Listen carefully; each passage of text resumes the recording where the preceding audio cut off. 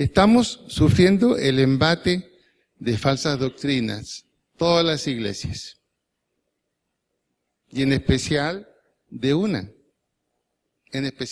que es tercera vez que esta falsa doctrina se levanta.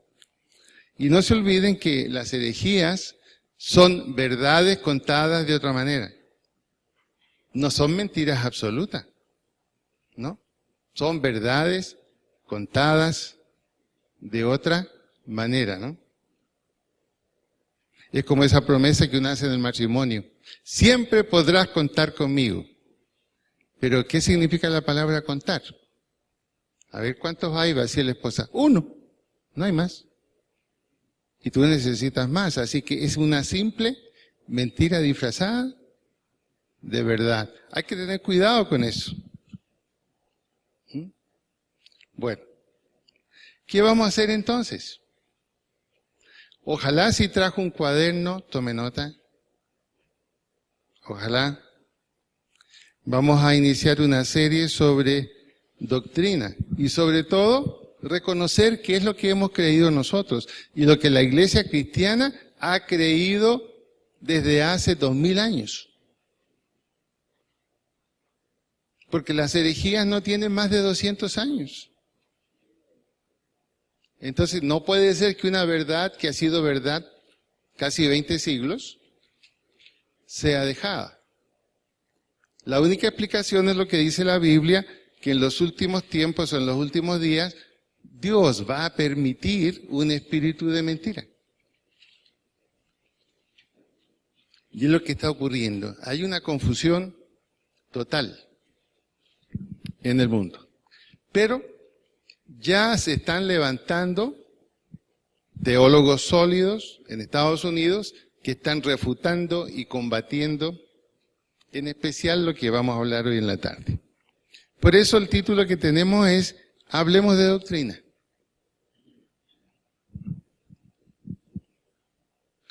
La Reforma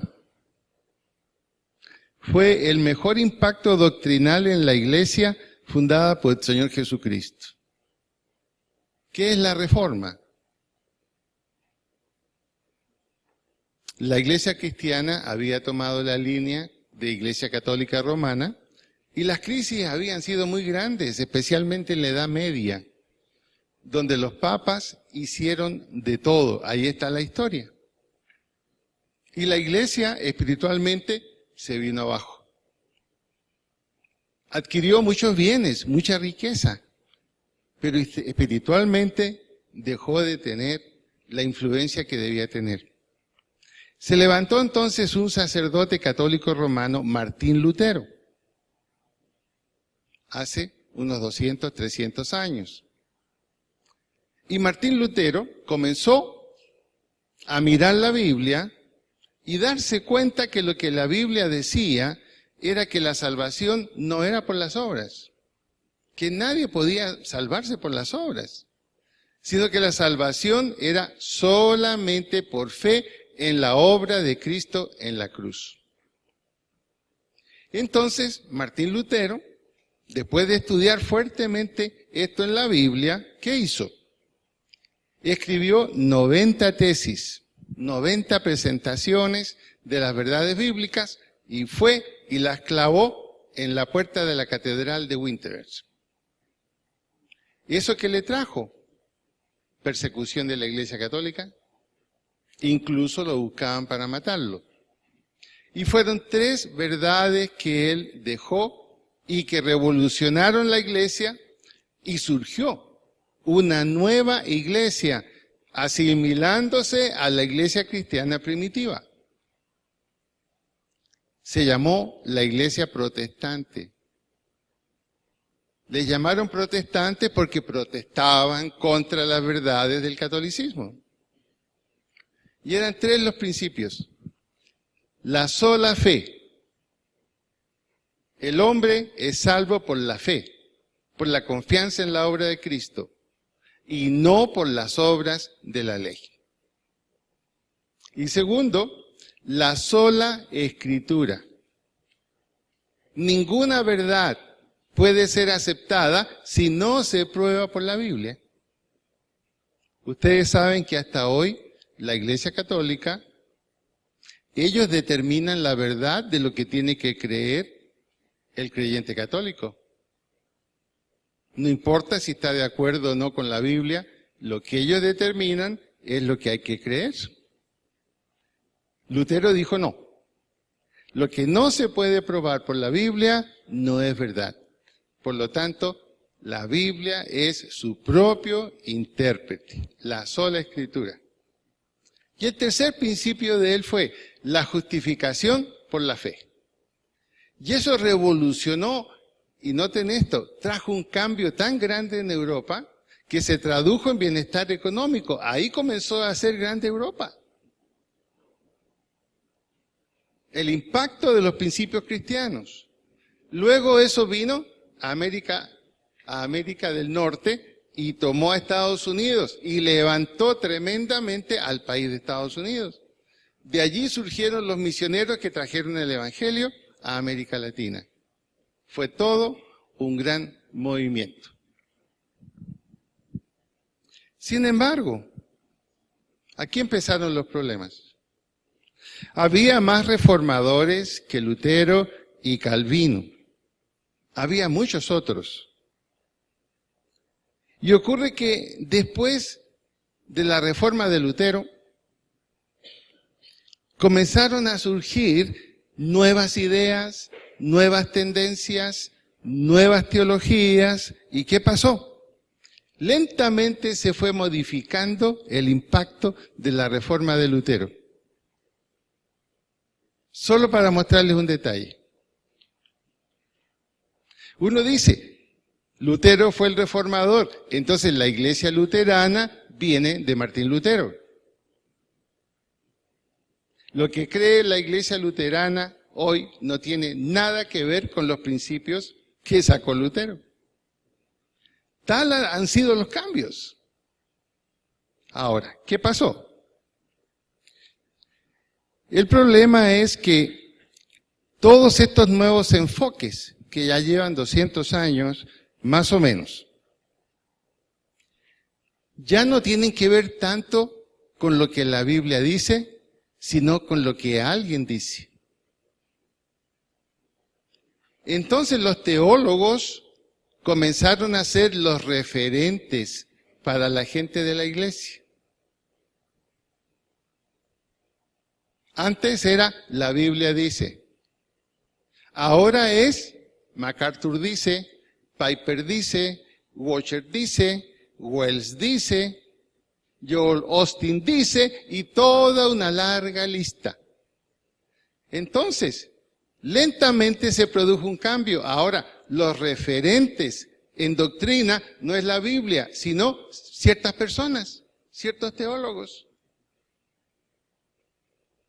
Es muy interesante, de pronto a usted le llega una carta. Mira, va a ser muy interesante que conozcas esto para que veas lo que hay que creer. Y en vez de mandarle citas bíblicas, y es lo que está pasando en las iglesias, le mandan una lista de personas que tiene que leer en internet.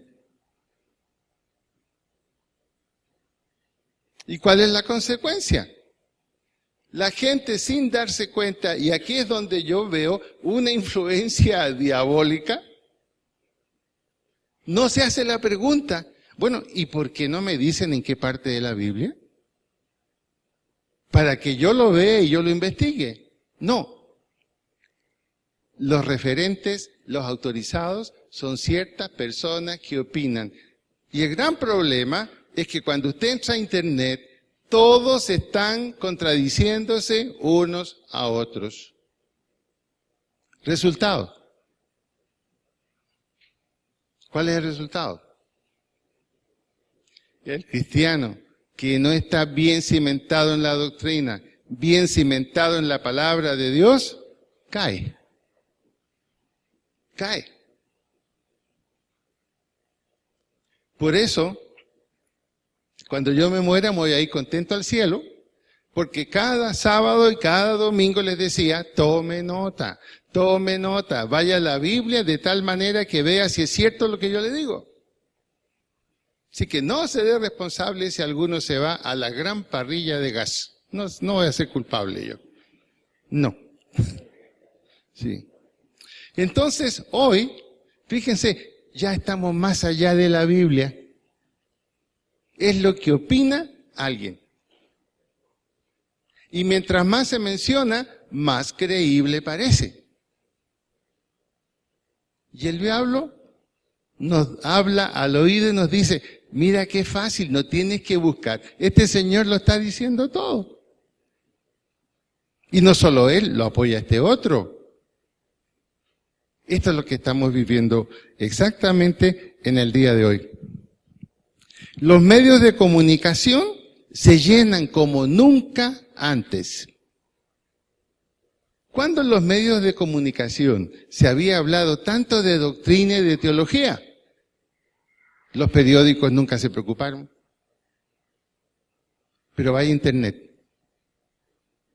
Hasta Wikipedia le dice quién es John Piper, le dice quién es Martín Lutero y tiene toda su biografía, lo que cree y lo que hace.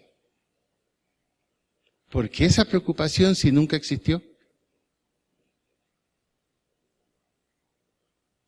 Simplemente porque en el día de hoy la mayoría de nosotros hemos hecho de Internet nuestro consejero, nuestro orientador y nuestro direccionador.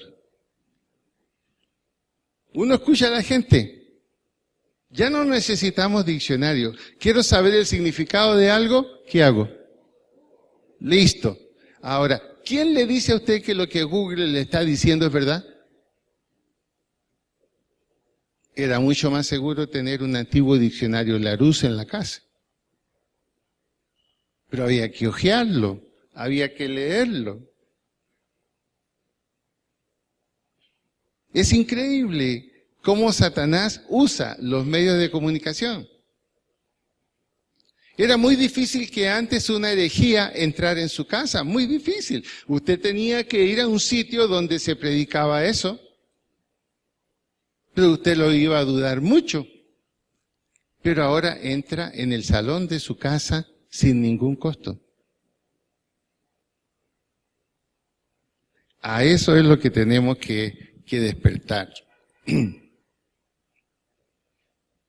Entonces, en cuanto a doctrina, el problema que tenemos hoy en nuestras iglesias cristianas, ¿cuál es? Cada iglesia, cada grupo, cada pensador, como en el tiempo de los jueces en la Biblia, hace, dice y cree como bien le parece. A tal punto que esa es la causa que nosotros, sin querer queriendo, nos vamos haciendo un Dios a nuestra medida y a nuestro gusto. Hay iglesias a nuestra medida y a nuestro gusto. Y es algo a lo que tenemos que despertar. ¿Cuál es la moda de hoy? Y quiero ser muy franco porque voy a hablar sobre esto y seguir hablando. Porque ya tomamos un acuerdo en la Junta de Pastores y hemos revisado documentos. Ya todos tenemos documentos que hemos preparado y la tarea que tenemos es predicar en nuestras iglesias la verdad sobre doctrinas falsas. Porque la tarea del pastor, ¿qué es? Defender la doctrina. Y sobre todo una doctrina que la iglesia cristiana la ha creído desde el año 40 después de Cristo, que comenzaron los apóstoles a enseñar y a predicar. Entonces, ¿cómo es posible que creamos ahora algo, una idea que surgió hace menos de 200 años? Y dejamos de lado una que viene desde el año 40 después de Cristo. No tiene sentido. Según un teólogo estadounidense, Jerry Wells, que tiene mucha razón, él dice lo siguiente: con el correr del tiempo, la iglesia cristiana no siguió el ejemplo de la iglesia de Berea, que está en el libro de los Hechos. Y Pablo destaca esa iglesia. Dice Pablo que después que él hablaba y predicaba, le decían muchas gracias, Pablo, le daban la mano, un abrazo, pero después que se iba, agarren las escrituras, vamos a ver si es cierto lo que este Señor nos dijo. Y Pablo dijo, esa es una iglesia noble. porque eso es lo que hay que hacer. Ahora, le voy a anticipar algo. En esta tarde le va a dar mucho sueño cuando me escuche.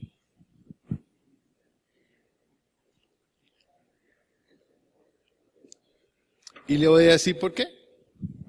Hay alguien que está interesado en que usted no escuche, ni tome nota, ni recuerde. Por eso, ponga ojo.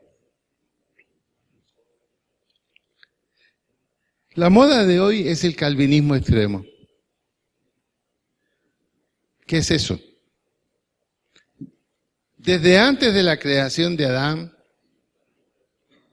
ya hay una lista que son elegidos para salvación y una lista que son elegidos para condenación y nadie la va a cambiar. Pero veamos cómo se desenvuelve esta idea. En primer lugar, esta idea fue de Calvino y fue una respuesta a quienes se oponían a él. Y él dijo, hay 5 puntos que son como una cadena. El primero, la total corrupción y la depravación del hombre. Está muerto en delitos y pecados. Y note esto, lo que dice Calvino, inhabilitado para toda obra buena. Inhabilitado para toda obra buena. Y aparte de eso, no puede tener fe. Depravación total y absoluta. En otras palabras, está muerto espiritualmente. Ese es el punto de vista de él. Automáticamente entonces, si eso es así, Dios tiene que hacerlo todo, absolutamente todo. El hombre no puede hacer nada. Sobre esa base entonces está la soberanía de Dios. ¿Y cómo entienden ellos la soberanía de Dios? Dios, por ser soberano, no tiene límite para hacer lo que Él desea, los planes que Él establece.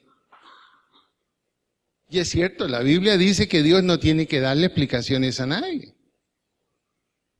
Y en esa soberanía, Él ha hecho una elección incondicional, pero arbitrariamente, todo soberano lo puede hacer. Arbitrariamente escogió a ciertas personas para ser salvas, las demás están condenadas. ¿Y sobre qué base? La soberanía absoluta. Guardando las proporciones, lo que pasa en Venezuela, ¿quién le puede poner trabas a Maduro?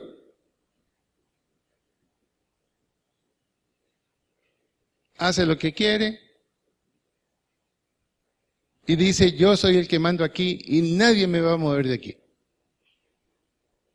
Ahora, Dios es infinitamente superior en su soberanía. Eso nadie puede discutirlo.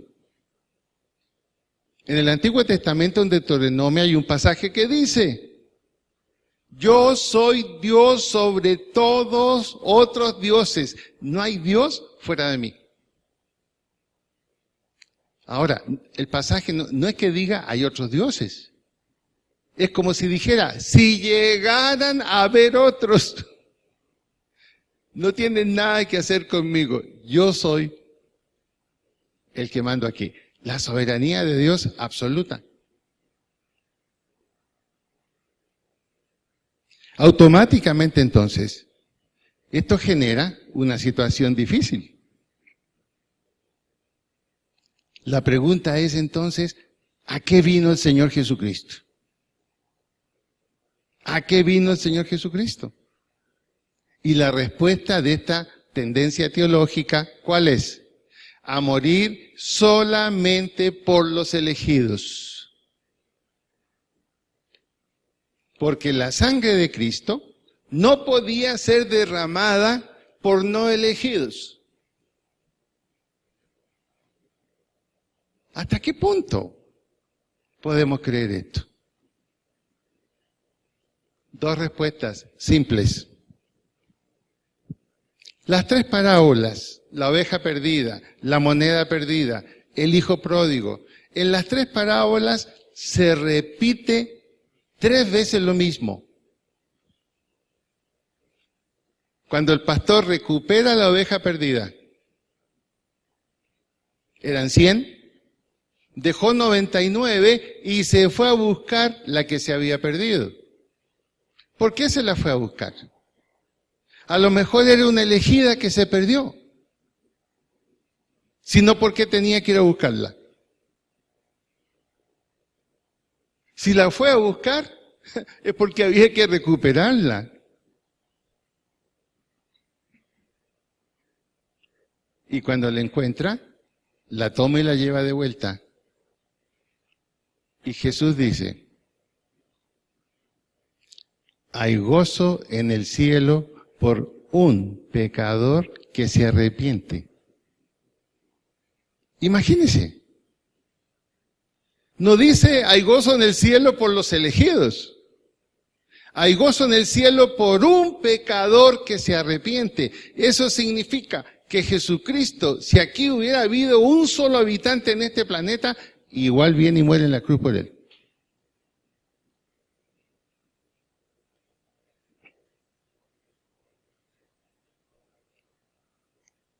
La sangre de Cristo se derramó solo por los elegidos. Entonces, en este momento aquí hay elegidos y no elegidos, si yo aplico eso.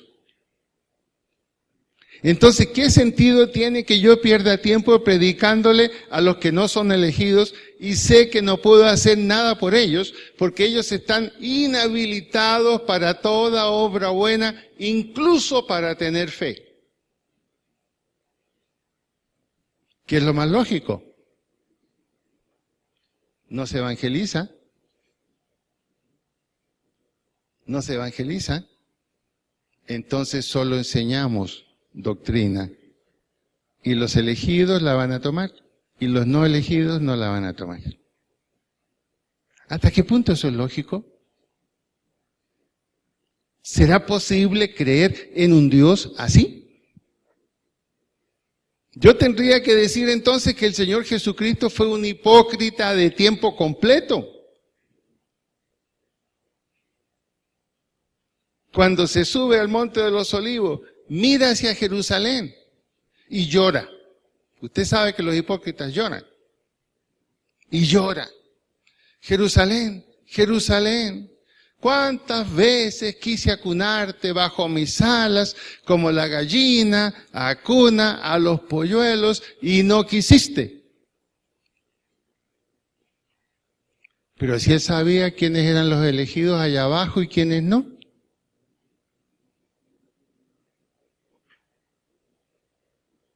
¿Por qué no oró de otra manera? Te doy gracias, Padre, porque los elegidos me escucharon y los que no me escucharon, los no elegidos, allá quedaron. Yo no voy a llorar por ellos. Me alegro por los elegidos que están allí. ¿Por qué? Porque Jesucristo, siendo Hijo de Dios y Dios, tenía que saber quiénes eran elegidos y quiénes no. ¿O no lo sabía?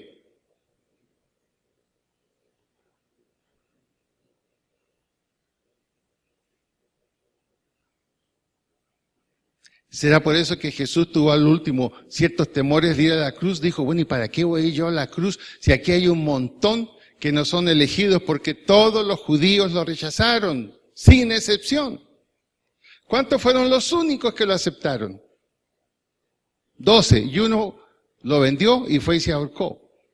Al final va a la cruz con 11. Uno solo está al lado de él, ahí, Juan, agarrado del brazo de la mamá. Y saben una cosa terrible, piensen esto, si nos movemos en esta teoría de los elegidos y los no elegidos, entonces, ¿sabe usted por quién tiene preferencia a Dios? Por las mujeres. En todas las iglesias cristianas, el 70% de miembros de ella son mujeres.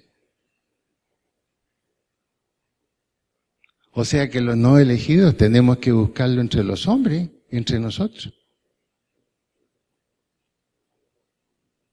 ¿Quiénes fueron las más fieles con el Señor Jesús en el Nuevo Testamento? ¿Los hombres? Las mujeres. ¿Quiénes fueron las de más fe? Fueron a la tumba a ver qué había pasado después de 3 días. Y se vuelven testigos de la resurrección. Pero si eran elegidas no tenían por qué ir a la tumba.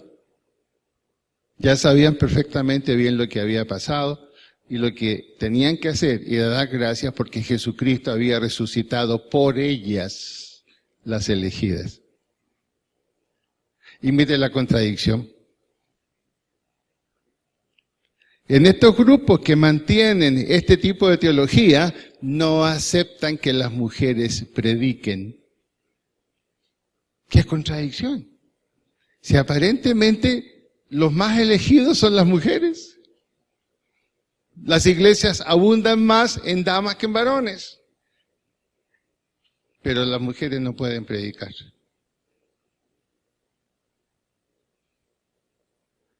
¿Cómo entender esta contradicción, hermanos? ¿O solo yo la veo? ¿No la ve usted también? ¿La ve? ¿Sí o no?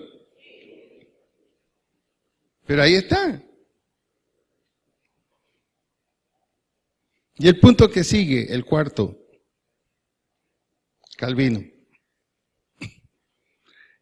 En el calvinismo radical, dice lo siguiente: si soy un elegido, no puedo resistirme, no puedo decir que no. Soy conducido a nacer de nuevo, a tener fe en Cristo y continuar.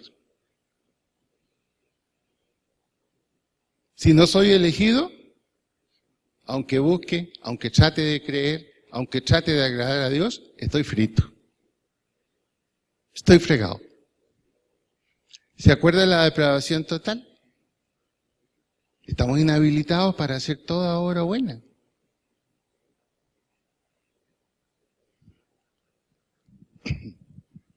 Por lo tanto, entonces, si la gracia irresistible, si ese llamado especial de Dios hacia mí no llega,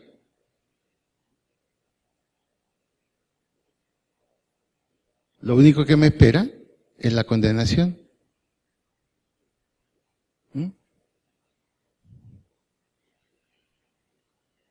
¿Y sobre qué bases es la elección? Ninguna.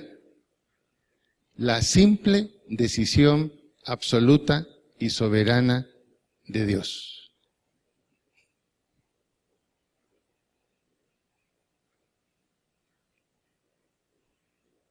Y el último punto de ellos es este: la perseverancia de los santos. La gracia que conserva, la gracia que mantiene, la gracia que cuida al creyente es solo para el elegido.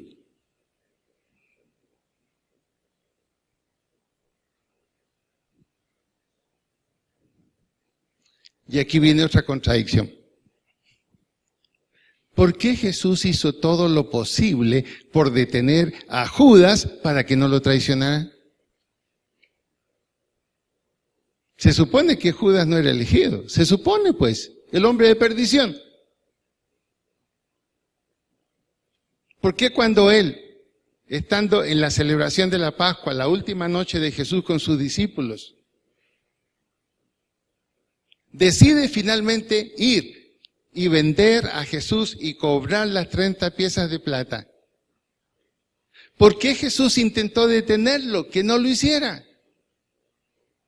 ¿Acaso Jesús no sabía que él no era elegido?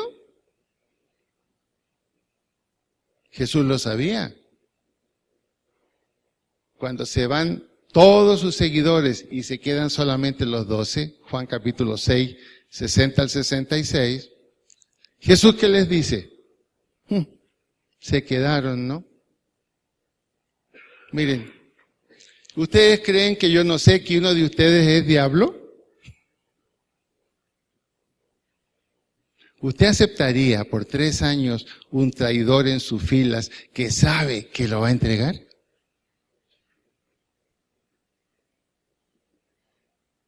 Jesús entonces era una persona irracional. Porque lo pone a Judas en la primera comisión de los apóstoles y lo pone al lado de Pedro y los manda a predicar, a sanar y a echar fuera demonios. Y cuando vuelven, todos tuvieron resultado. Jesús dice, yo vi como Satanás caía como un rayo con lo que ustedes hacían. Pero no se alegren tanto de lo que hicieron. Alégrense porque su nombre está escrito en el libro de la vida. Y se está dirigiendo a todos. ¿Será que de pronto él veía una posibilidad en Judas? La Biblia decía que uno de ellos lo iba a entregar, pero no estaba el nombre de Judas. Cualquiera podría haber ocupado ese lugar. Ahora, si Jesús eso lo sabía, si Él es Dios, tendría que haberlo sabido. ¿Se fijan que es cierto que les dije que le iba a dar mucho sueño? Créame, hay alguien muy interesado en que usted no escuche. Hay alguien muy interesado en que usted no escuche.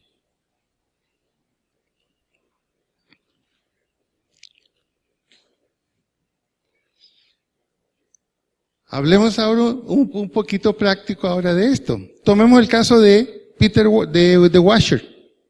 Y los voy a nombrar porque están en internet, no es ningún invento mío. Están ahí. Washer, citado en conferencia por el doctor Daniel Aubel de Argentina, dice lo siguiente, Washer. Escúchelo con atención. No enviaría a mis hijos a una escuela dominical si los enseña que pueden tomar una decisión para recibir a Cristo. ¿Entendió lo que dije o no? Yo sé que están dormidos. No crean que no.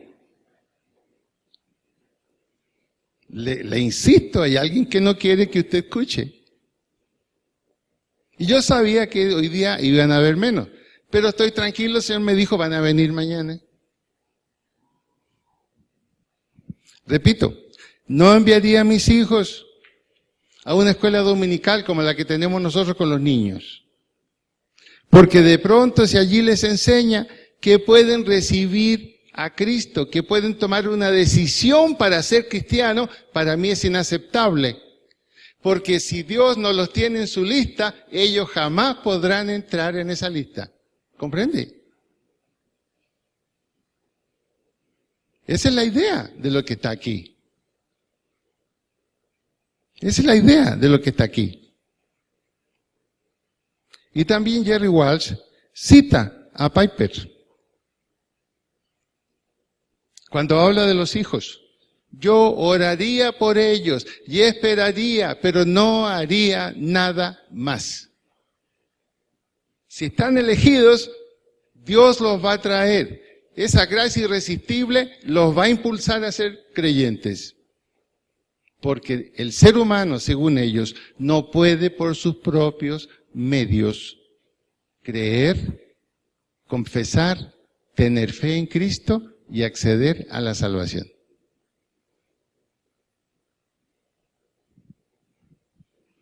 Y bien interesante el ejemplo que pone el doctor MacArthur, John MacArthur. Yo siempre he recomendado la Biblia de MacArthur y la sigo recomendando porque los comentarios de la Biblia de MacArthur son buenas. En su mayoría. Pero en una conferencia que dio a pastores, años 2013, 2014, usted la puede buscar en internet y está ahí, está traducida al español y puede escuchar allí y ver lo que yo voy a decir. Habían cientos de pastores ahí en esa conferencia. Y él les preguntó lo siguiente. ¿Cómo nacieron ustedes? Y todos se miraron. Hubo silencio. Y el doctor MacArthur dijo, ¿participaron ustedes? ¿Tuvieron algo que ver con su nacimiento?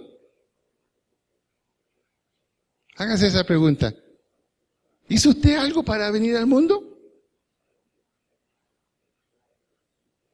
Nada. Ni siquiera salió por su voluntad del vientre porque lo sacaron para afuera a las 36 semanas. Entonces varios pastores dijeron, nada. Inmediatamente les dijo, ustedes son excelentes calvinistas. ¿Qué estaba mostrando ahí? El ser humano está inhabilitado para tomar cualquier buena decisión. No tiene fe.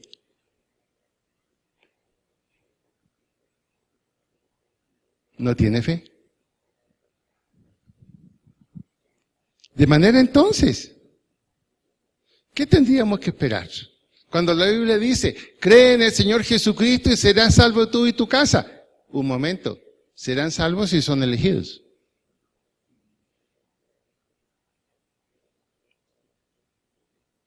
Y si de repente son muy pecadores, lo más seguro es que a lo mejor no lo son. Porque ellos enseñan y dicen que si el elegido peca, ya no es elegido. Hay una exigencia de la santidad que yo creo que no la cumple ninguno de ellos.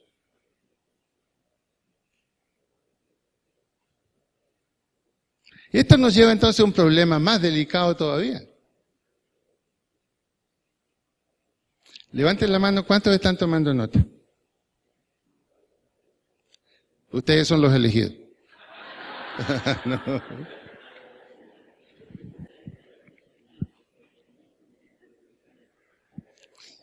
Estos conceptos que no son totalmente falsos, eso es lo grave.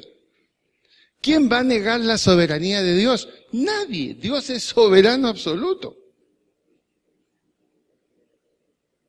¿Quién va a negar la elección que Dios ha hecho en Cristo? Que todos los que creen en Él serán salvos. Nadie lo puede negar. Ellos lo ven de otro punto de vista. ¿Quién puede negar que somos salvos por la gracia? Pero no una gracia que está derramada sobre algunos, sino sobre todos. Porque Dios no hace acepción de personas. ¿Quién va a negar la perseverancia de los santos? Que la Biblia dice que Dios es el que cuida que no caigamos. Dios es el que cuida que no pequemos. Y nos lo dice a través de la Biblia. Primera de Juan 2:1-2. Hijitos míos, estas cosas les escribo para que no pequen. Y si hubieren pecado, ¿saben qué aparece allí? Tenemos libre decisión. Y si tenemos libre decisión, significa que la imagen y semejanza de Dios en el principio de la creación, en el hombre y en la mujer, aún habiendo pecado, no se ha distorsionado totalmente. Si no podríamos distinguir entre lo bueno y lo malo. Porque la moral funciona, la conciencia moral funciona no solamente en los creyentes. Los no creyentes también tienen conciencia moral. Otra cosa es que no vivan de acuerdo a ella. ¿Quién sería responsable entonces del mal en el mundo? Si nosotros estamos inhabilitados, si no hay nada bueno en nosotros, si ni siquiera tenemos fe, si somos depravados en forma absoluta y total, entonces Dios no podría hacernos responsables de nada.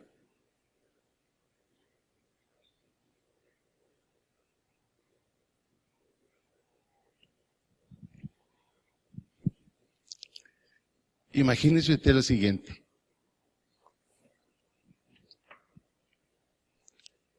Satanás y una multitud de ángeles fueron echados del cielo porque se rebelaron, así dice la Biblia. Y la Biblia nos enseña que el padre de la mentira, el originador del mal, ¿quién es? Satanás. Bueno, ¿Satanás es creación de quién? Era un querubín.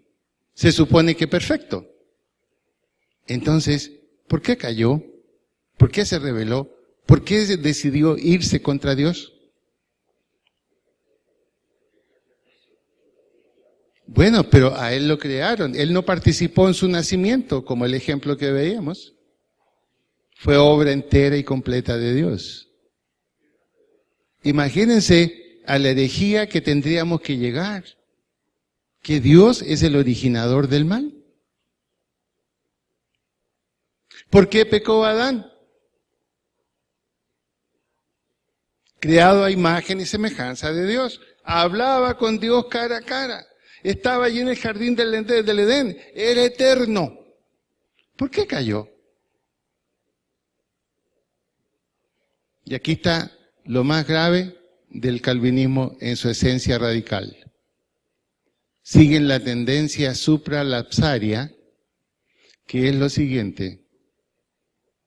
Dios, antes de la creación de absolutamente todas las cosas, antes de la creación del mundo, antes de todos los tiempos, Él ya había establecido la lista de los que se iban a salvar y los que se iban a condenar. Entonces, y esto que le digo, usted lo puede ver en internet. Vaya, busque, dice, diccionario de bolsillo. Es un diccionario bíblico, de doctrina teológica. Y busque allí la palabra supralapsario. Y va a encontrar lo que le estoy diciendo. Dios permitió, Dios decretó que el hombre cayera en el Edén para entonces aplicar a la futura lista de elegidos y no elegidos. Entonces viene la gran pregunta. ¿Quién es entonces el origen del mal?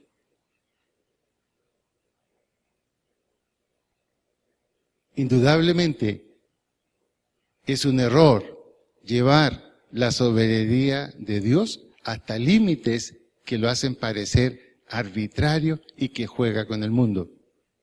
Ese no es Dios. Porque Dios a lo bueno le llama bueno y a lo malo le llama malo. Dios no se mueve en esas dos aguas de ninguna manera. Es el problema de mezclar la verdad con ideas propias y personales. Pero hagámosle justicia a Calvino. La culpa no es del Calvino. La culpa es de los seguidores, porque Calvino en los últimos días de su vida cambió sus teorías. ¿Y cómo la cambió? Se hizo esta pregunta: ¿y si de pronto yo soy el que va a estar sentado en la silla del juicio? Sin duda voy a esperar amor y misericordia. Y en ese momento ya pensó diferente. Pero son sus seguidores los que erróneamente han tomado las ideas de él. Pero nunca dicen que Calvino en sus últimos días cambió su manera de pensar. El asunto es que los seguidores, como decimos muchas veces, se volvieron más papistas que el Papa. Y han dicho en nombre de Calvino cosas que no deben ser atribuidas a él. Obviamente entonces se distorsiona la persona de Dios. Nos preguntamos, y aquí vamos a quedar para continuar después. Van a ser 3 sermones sobre esto, y después de esto, como Pablo le dijo a los que les habló, después de esto nadie me moleste sobre este tema. Asuman las consecuencias de saber o no saber.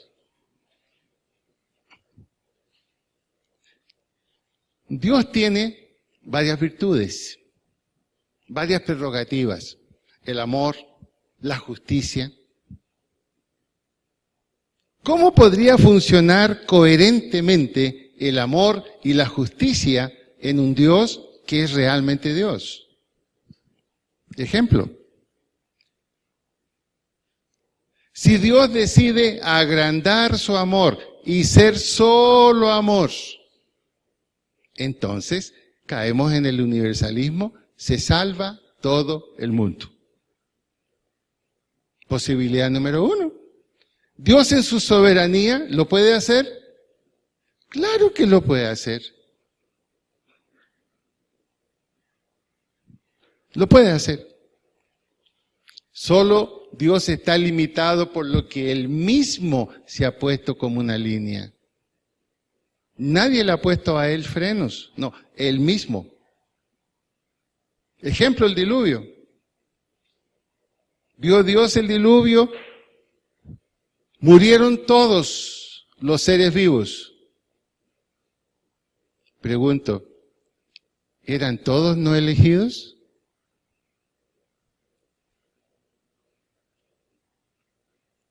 ¿Por qué no salvó a los elegidos?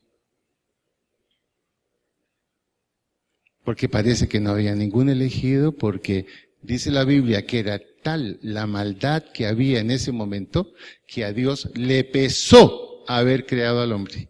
Y dijo, lo raeré de la tierra. Y después dijo, no, voy a dejar una familia y escoge a Noé. Él tiene todo el derecho a hacer eso. Y vino el diluvio. Y luego del diluvio habla con Noé y le dice, mira, voy a dejar esta señal, ese arco iris, para que tú sepas que no volveré a hacer esto. Y la pregunta es, ¿y dónde quedó el amor? ¿Dónde quedó el amor de Dios ahí? Es que el amor tiene que ir de la mano con la justicia. No pueden sobrepasar una de la otra. Dios no es incoherente consigo mismo. Dios es un Dios justo. Por eso dice la Biblia, el justo juicio de Dios. Pero al lado del justo juicio de Dios está el amor incondicional de Dios también. Y las dos cosas trabajan juntas. ¿Qué dice la justicia? Venga el diluvio, se lo merecen. En el año 2015 no lo merecemos. Pero podemos decir, como aquellos del Antiguo Testamento, Señor, por tu misericordia no hemos sido consumidos.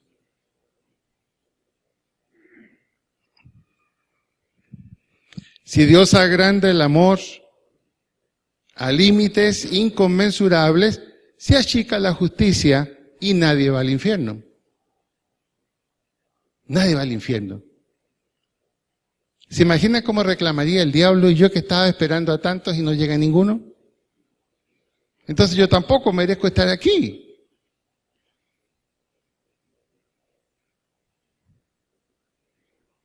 Pero por otro lado, si agrandara su justicia, si Dios fuera solamente justicia, ¿qué pasaría?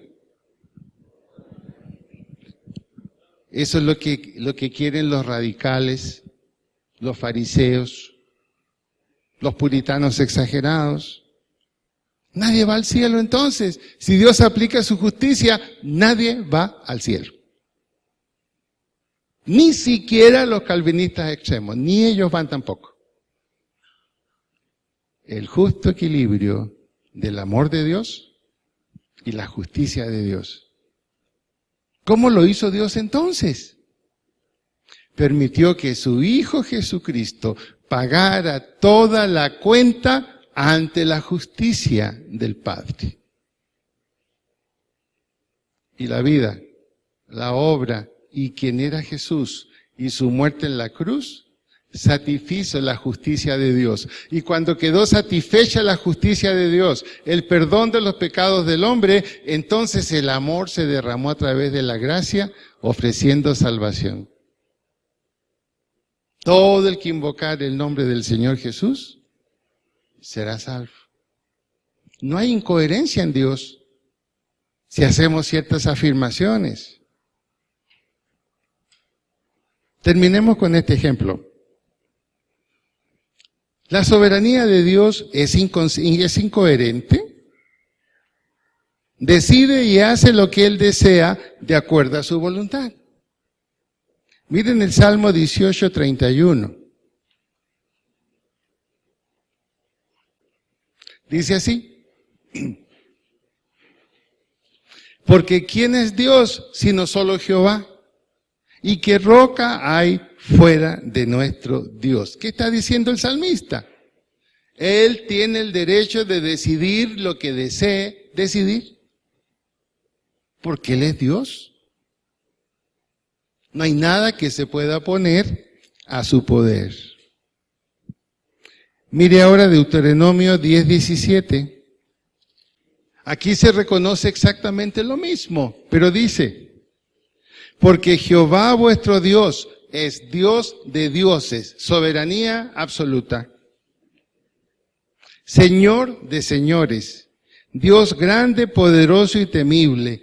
Él puede hacer lo que desee. Nada se le puede oponer a su voluntad. Pero mire cómo termina el versículo. No hace acepción de personas. ¿Qué significa eso?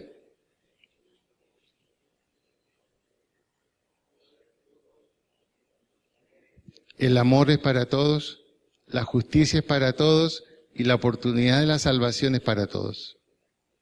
Blancos, negros, azules, verdes, de cualquier etnia, de cualquier parte, de cualquier lugar. Si creemos que de antemano yo he sido elegido para condenación y usted ha sido elegido para salvación, entonces Dios sí hace acepción de personas. Porque está diciendo, este sí, este no. Alguien dirá, pero es que Él sabe lo que yo voy a hacer. Pero ahí viene la pregunta. ¿Lo que yo voy a hacer es mi voluntad o es lo que Él predeterminó?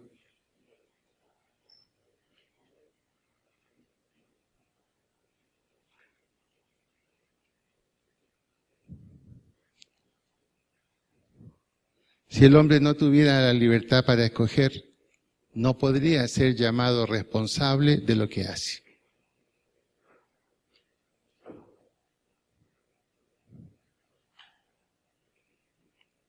Primera de Timoteo 2, 4-6. Tomamos el 3 también.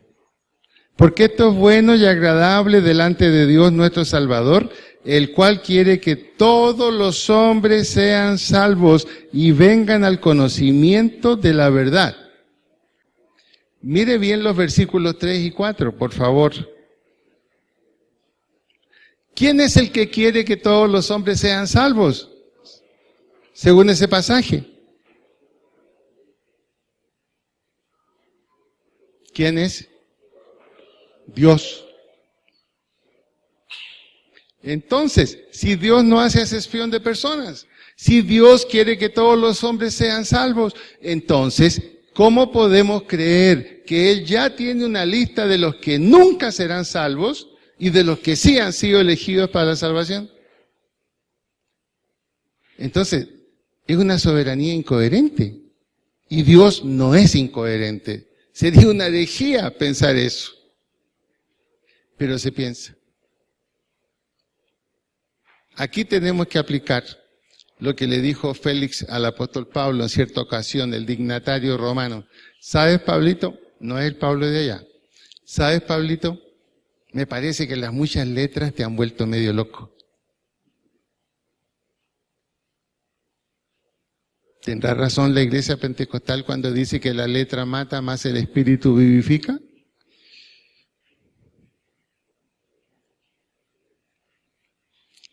Romanos 9, 15 al 16. Aquí está hablando Dios.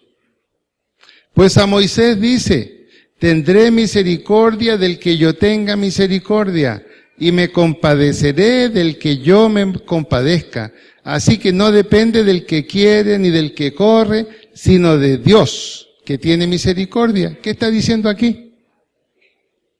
¿Lo entendió o no? Mírelo bien. Tendré misericordia del que yo quiera. Punto número 1.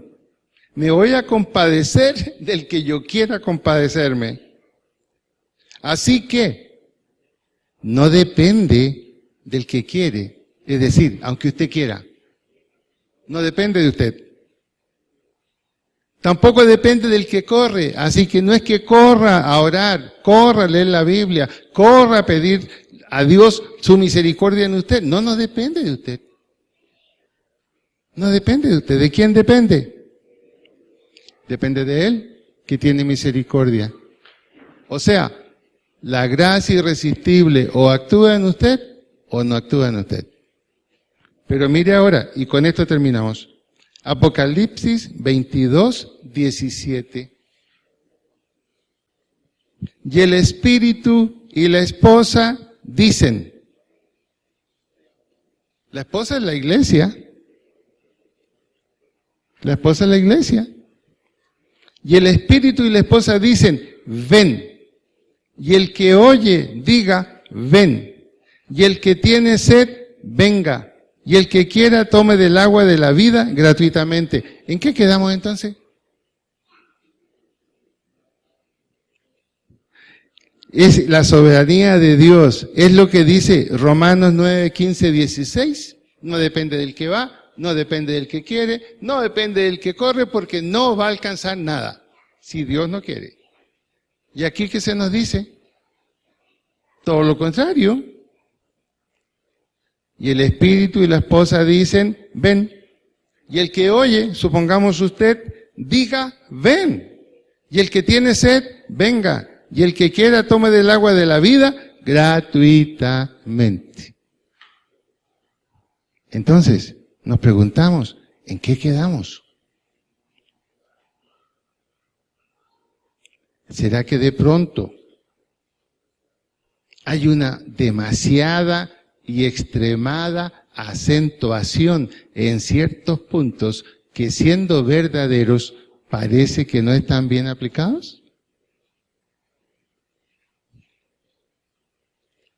En mi modesta opinión y en la de muchos otros que refutan estos puntos de vista, Dios no está en conflicto consigo mismo. Y Dios no es incoherente y Dios no se contradice consigo mismo. ¿Qué conclusión podemos sacar de esta primera parte que hemos visto? Que tenemos que continuar. Hoy más que nunca, usted no solamente necesita saber que es creyente y salvo, hoy necesita poder dar razón y explicación de lo que usted cree y de la experiencia que usted tiene. Y ese es nuestro deber. Ese es nuestro deber. Son días en que tenemos que tomar la palabra de Dios muy en serio. Muy en serio. Son tiempos difíciles los que estamos viviendo. Pero la Biblia dice, mayor es el que está en nosotros que el que está en el mundo. Si Dios es con nosotros, pero estas palabras las podría pronunciar solamente un elegido. Un no elegido las puede pronunciar, pero no tienen ningún valor y ninguna aplicación. Si nosotros somos salvos, entonces, por la fe en Cristo, que nos hizo nacer de nuevo, pongámonos de pie.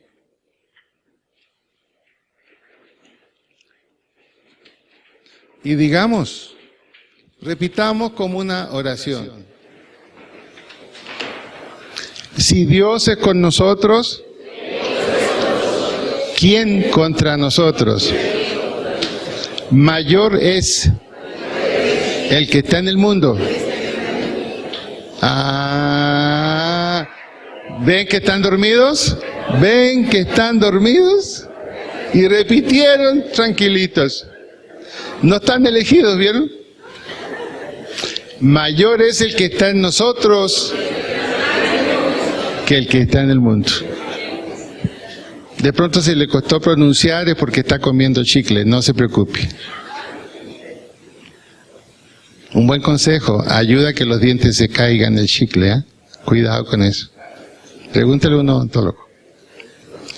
Ellos son los que venden chicle. Necesitan clientes. Bueno, ojalá compren chicles sin azúcar, no compren chicles con azúcar. Ojalá. Vamos a inclinar nuestra cabeza.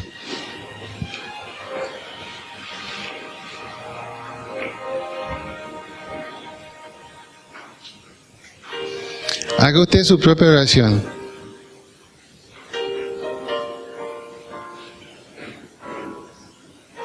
No solamente tiene que tener una fe viva, también tiene que estar dispuesto a comunicarla. Posiblemente hay uno que otro hermano aquí en su iglesia que se sienta con usted y que está siendo bombardeado sin que usted sepa. No caiga en la mentira del respeto humano. Por respeto humano yo no le voy a decir nada. No. Si alguien va a caer en un precipicio, el deber es decirle cuidado. Somos responsables de nuestro hermano. Y sobre todo en esta área. Padre, te damos gracias. Gracias, Señor, porque tu palabra es verdad. Y como tú le encomendaste a Timoteo, defender la sana doctrina. Especialmente aquella que está camuflada como una verdad que se cuenta de una manera distinta. Gracias, Señor, porque tu palabra es verdad. Y decimos como tus discípulos, nosotros hemos sido limpios por tu palabra. Y te damos gracias, porque estamos absolutamente seguros que si te hemos recibido en nuestra vida, nuestro nombre está escrito en el libro de la vida. Y si caemos, Señor, si tenemos alguna debilidad, tu palabra dice que seremos restaurados, seremos levantados, seremos perfeccionados hasta llegar a la estatura de Jesucristo. Señor, en estos tiempos de tanta confusión, ayúdanos a hacer luz y que vivamos esta luz en forma personal. Gracias ahora, Señor, por la oportunidad que tú nos das también de darte a ti de lo que tú nos das. Padre bueno, sé bendiciendo nuestras ofrendas, sé bendiciendo nuestros diezmos, multiplícalos, oh Señor, pero especialmente bendice al que no lo puede hacer. Sé tú abriendo las ventanas de los cielos, Señor, y dándole bendición sobreabundante. Y te damos gracias en el nombre de Jesús. Amén.